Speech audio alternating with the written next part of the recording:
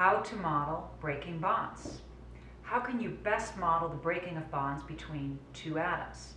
It's a key concept in chemistry that can be confusing for both students and teachers. I've been teaching science for almost 20 years, and it wasn't until I really tried to model this concept in my classroom with my students that I started to grasp what may actually be going on between two interacting atoms. In this video, I would like to show you my new way of modeling the breaking of bonds between two atoms. I will share with you which materials I gathered for this. And I will also play a few short clips of the classroom setup that enabled students to interact with the setup. I will also underscore how this concept of bond breaking fits in with the next generation science standards, as well as the New York State Science Learning Standards.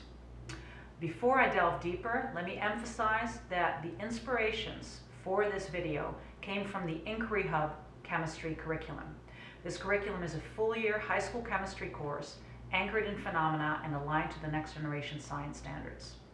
IHUB Chemistry is licensed under a Creative Commons Attribution 4.0 license, and I've linked to IHUB Chemistry in the description below. All right. So the next gen science standards are based around three-dimensional learning, including the disciplinary core ideas, the cross-cutting concepts, and the science and engineering practices. So students need to know about the structure and properties of matter, about chemical reactions and the relationship between energy and forces. Students need to develop and use models, and students need to think about energy and matter and relate this to cause and effect. So in essence, this lesson is all about how can we best model the breaking of the bonds between two atoms.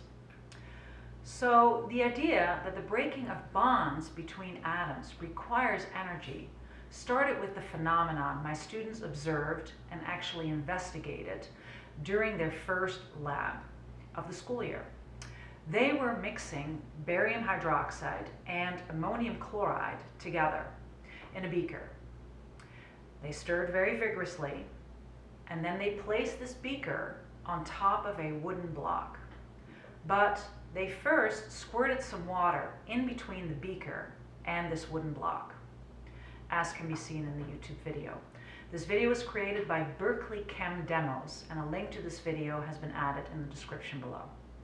So questions that came up as a result of this observation include, why does the beaker freeze to the wooden block?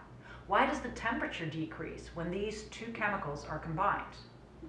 So to explore the idea that these chemicals that were originally at room temp have a certain amount of kinetic energy that may have been used to break the existing bonds, which subsequently facilitated the formation of new bonds, I set up the following model for my students.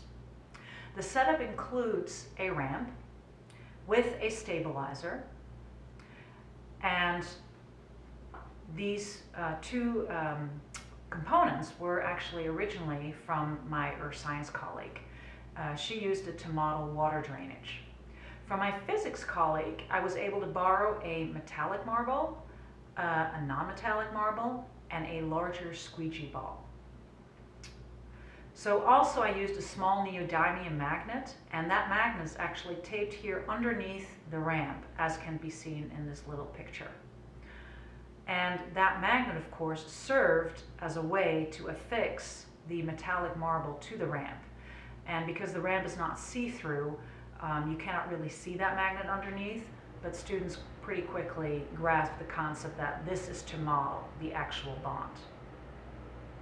So students can then figure out what the required minimum marble speed needed to be to break this bond. So let's actually put this video on loop.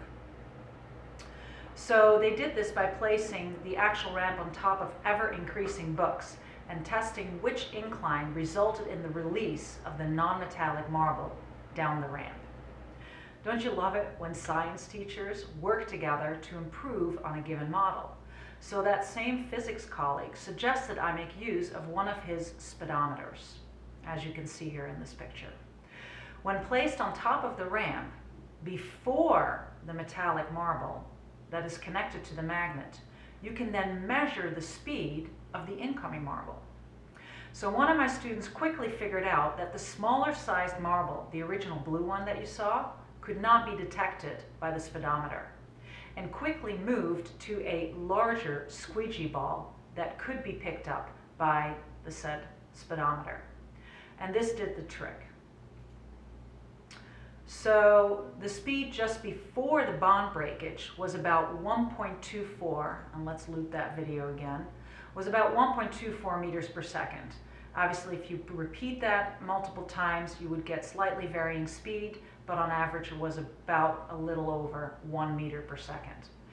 But when this same speedometer was placed just after the collision, the ball rolled down, and let's put that on loop as well. The ball rolled down the ramp at a reduced speed of about 0.32 or so meters per second. Again, this varied slightly upon repetition. So presumably the reason the ball slowed down was a result of its collision with the bonded metallic marble to the magnet underneath the ramp. So some of that ball's kinetic energy was transferred to the breaking of this connection, and also provided speed to the metallic marble as it rolled down the ramp. So this observation quickly enabled students to answer the original question. And I'm going to again put this one on loop. So the original question again was, why does the temperature decrease when these two chemicals are combined? So some of the kinetic energy of the chemicals was used to break the existing bonds that held together the atoms that make up the reactant compounds, as modeled by the slowing of the speed of the squeegee ball rolling down the ramp after its collision with the bonded marble to the magnet. So to really drive this home, I actually had the students plot over time the speed of the marble, the speed actually of the red squeegee as it collides with the metallic marble. So of course there's initially an increase in speed before the collision, and at the time of collision the actual red squeegee will slow down, as you're going to see in the following graph. Okay? So for more details and a link to the actual storyline lesson that this is part of, including the key to all the questions within this investigation, please check out the description below. And what I wanted to say is thank you so much for watching, and bedankt voor het kijken, and see you next time. Tot ziens!